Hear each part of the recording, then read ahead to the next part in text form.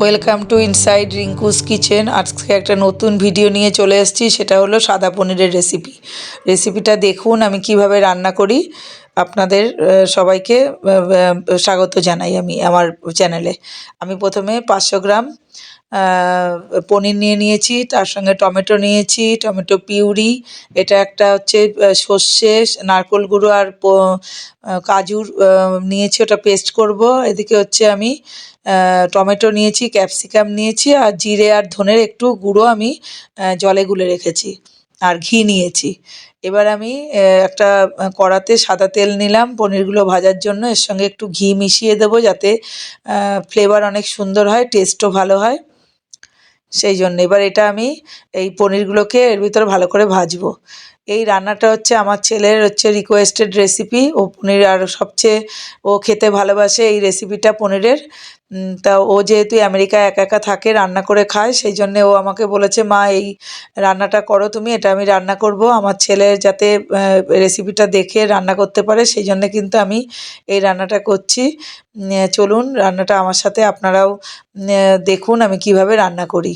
আর আপনারা রান্না করে আমাকে অবশ্যই কমেন্ট করে জানাবেন রান্নাটা কেমন হয়েছে। আর এই রান্নাটা যদি আপনাদের ভালো লাগে তাহলে আমার চ্যানেলটাকে সাবস্ক্রাইব করে আমার পাশে থাকবেন। আর রান্নাটা অবশ্যই লাইক, কমেন্ট এবং শেয়ার করবেন, যাতে যারা স্টুডেন্টরা যারা একা একা বাইরে থাকে তারা যাতে এরকম রান্না করে খেতে পারে। সেই জন্য আপনারা সবাইকে শেয়ার করবেন। দেখুন আমি এদিকে একটা লিকুইড বানাচ্ছি, এর ভিতরে একটু লবণ আর একটু চিনি আমি দিলাম একটু ওয়ার্ম ওয়াটারের ভেতর। এরপরে এর সঙ্গে একটু আমুল দুধ যোগ করব। আর এই লিকুইডের ভেতরে আমি এই পনিরগুলোকে ভেজে আমি এটাকে চুবিয়ে রাখবো, যাতে পনিরটা সফট হয় এবং টেস্টি হয়। এই রান্নাটা কিন্তু ভীষণ সুস্বাদু আর ভীষণ দেখতেও খুব সুন্দর হয়। এটা রুটি, লুচি, ফ্রাইড রাইস সবের সাথে কিন্তু আপনারা খেতে পারেন। এই যে এর ভিতরে আমি 2 চামচ মতো আমুল দুধ মেশালাম। আমুল দুধ মেশানোর ফলে কী হবে, এক তো টেস্ট হবে, দুই হচ্ছে এই সাদা পনিরের সাদা ভাবটা বজায় থাকবে, সেই জন্য অবশ্যই আমুল দুধ মেশাবেন। আর আমুল দুধ মেশালে কিন্তু খুব সুন্দর একটা টেস্ট হয় রান্নায়। দেখুন এটা কিন্তু যেহেতু ওয়ার্ম ওয়াটার খুব সুন্দর মিশে যাবে এটা। এর ভেতরে আমি পনিরগুলোকে ভেজে ভেজে আমি চুবিয়ে রাখবো, তাতে পনির অনেক বেশি সফট থাকবে আর সুস্বাদু হবে। এই দেখুন আমার পনিরগুলো ভাজা হয়ে গেছে, এরকম পর্যায়ে আমি পনিরগুলোকে তুলে নেব। দেখুন কত সুন্দর হয়েছে দেখতে পনিরগুলো। আর পনিরগুলো আমি কিউব করে কেটেছি। কিউব করে কাটলেই কিন্তু দেখতে এই রান্নাটায় দেখতে খুব ভাল লাগে। রান্নার হচ্ছে কাটিংটা একটা আর্ট, এক একটা রান্নার এক এক রকম কাটিং হয়। এই রান্নাটায় এইভাবে কিউব করে কাটলেই দেখতে সুন্দর হয়। এই যে আমি দুধের ওই যে মিশ্রণটা বানিয়েছি ওর ভেতরে আমি পনিরগুলোকে ছেড়ে দিচ্ছি।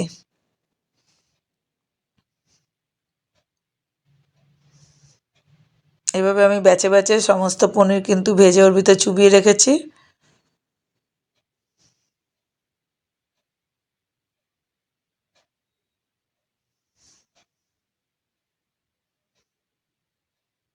সব পনিরগুলোকে আমি ব্যাচে ব্যাচে আস্তে আস্তে করে ভাজবো। ভেজে আমি সব পনিরগুলোকে তুলে নিলাম।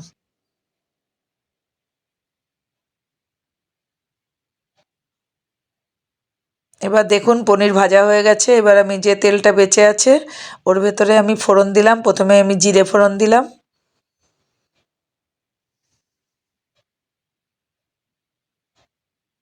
এরপরে আমি দুটো শুকনো লঙ্কা ছিঁড়ে আমি ফোড়ন দিলাম। শুকনো লঙ্কা কিন্তু কখনোই গোটা দেবেন না, মাঝখান থেকে ছিঁড়ে দেবেন, নাহলে ফেটে আপনার গায়ে এসে লাগতে পারে। ফোড়নটা যখন সুগন্ধ বেরোবে, ওই 1 মিনিট মতো ভাজবো। ভাজলে কিন্তু একটা সুগন্ধ বেরোবে। এরপরে আমি কারি পাতা ফোড়ন দিলাম, আমার গাছের একদম কচি কারি পাতা, এটা কিন্তু ভীষণ ফ্লেভারফুল একটা কারি পাতা। এবার আমি এই কারি পাতা ফোড়ন দেওয়ার পরে নেক্সট স্টেপে যাব। আমি এই যে সবজিগুলো এটা দিয়ে দিলাম, এই টমেটো আর হচ্ছে ক্যাপসিকাম, এই দুটো সবজি দিলাম। দেখুন টমেটো ক্যাপসিকাম দুটো কিন্তু মেড ফর ইচ আদার। আর কালার কম্বিনেশন দেখুন কত সুন্দর হয়েছে। দুটো জিনিস দিলে কিন্তু রান্নার কালার খুব ভালো হয়। এটা আমি হালকা ভাজবো যাতে ক্রাঞ্চি ভাব থাকে, বেশি ভাজলে এটা ভালো লাগবে না। একটু হালকা ভেজে রান্নার পরবর্তী স্টেপে আমি যাব।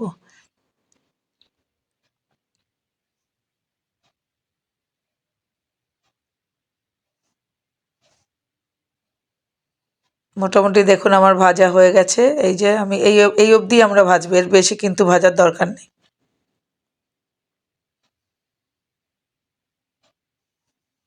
এবারে আমি ওই যে জিরে আর ধনের যে একটা লিকুইড বানিয়ে রেখেছিলাম ওটা দিয়ে দিলাম।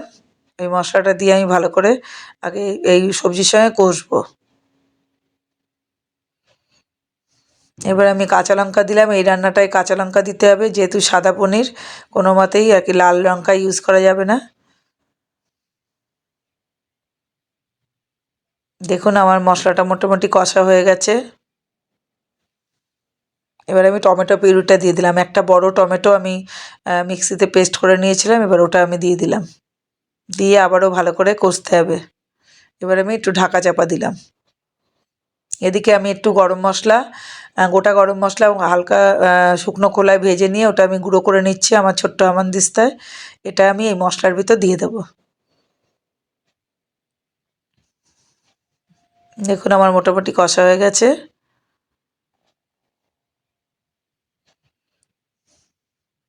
এবার আমি এই মশলাটা দিয়ে দিলাম, এই গরম মশলাটা এই মশলার ভেতরে দিয়ে দিলাম, দিয়ে ভালো করে আবারও কষবো।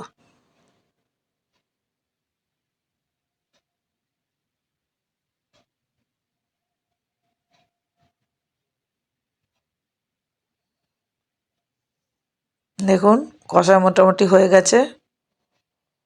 এবার আমি ওই কাজুর পেস্টটা দিলাম, কাজু, সর্ষে আর হচ্ছে নারকোলের গুঁড়ো। নারকোলের গুঁড়ো আপনারা দোকানে কিনতে পেয়ে যাবেন। এটা আপনারা কিনে এনে রাখবেন। আমি সবসময় এটা ফ্রিজে রাখবেন, নাহলে কিন্তু নষ্ট হয়ে যাবে। আমি সবসময় এগুলো রাখি, রান্নার কাজে ব্যবহৃত হয়, সেই জন্য আমি কিন্তু এটা কিনে রাখি। এই মিশ্রণটা কিন্তু আপনারা যতক্ষণ পর্যন্ত ভাজবেন যাতে এটা দানাদার ভাব হয়, এরকম সুন্দর করে কষাতে হবে দানাদার ভাব হওয়া পর্যন্ত। আর যাতে তেল থেকে, মশলা থেকে তেল ছেড়ে যায় সেইভাবে কিন্তু কষাতে হবে। আর আমি কিছুটা প্রায় 500 গ্রাম পনিরে আমি 100 গ্রাম কিশমিশ দিলাম। এই যে এখন আমি কষাচ্ছি, দানাদার ভাব না আসা পর্যন্ত কষাতে হবে। মোটামুটি এটা কষাতে 4-5 মিনিট সময় লাগবে। দেখুন এবার মোটামুটি দানাদার ভাব চলে এসছে।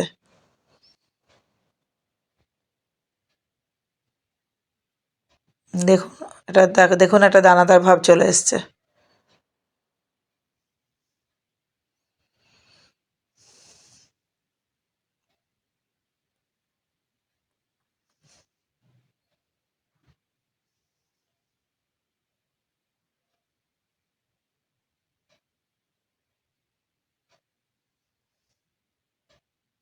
দেখুন অলরেডি খুব সুন্দর একটা কালার এসছে।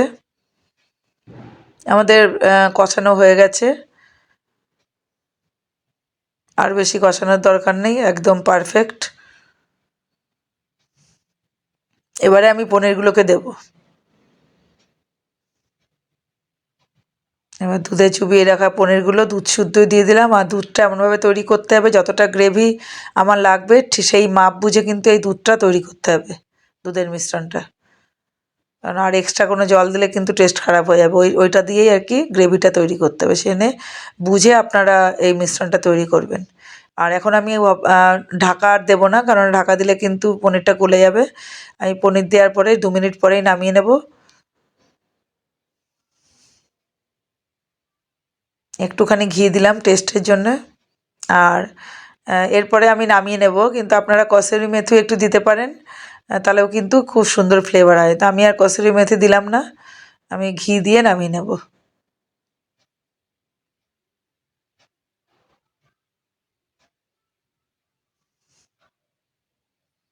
রান্নাটা দেখুন কত সুন্দর লাগছে। আমার রান্না রেডি ফর সার্ভ। দেখুন সাদা পনির তৈরি হয়ে গেল। কত সুন্দর লোভনীয় লাগছে দেখতে। আপনারা রান্না করে আমাকে কমেন্ট করে জানাবেন কেমন হয়েছে রান্নাটা। আপনাদের ভিডিওটা দেখার জন্য অনেক অনেক ধন্যবাদ। আপনারা সবাই ভালো থাকবেন, সুস্থ থাকবেন।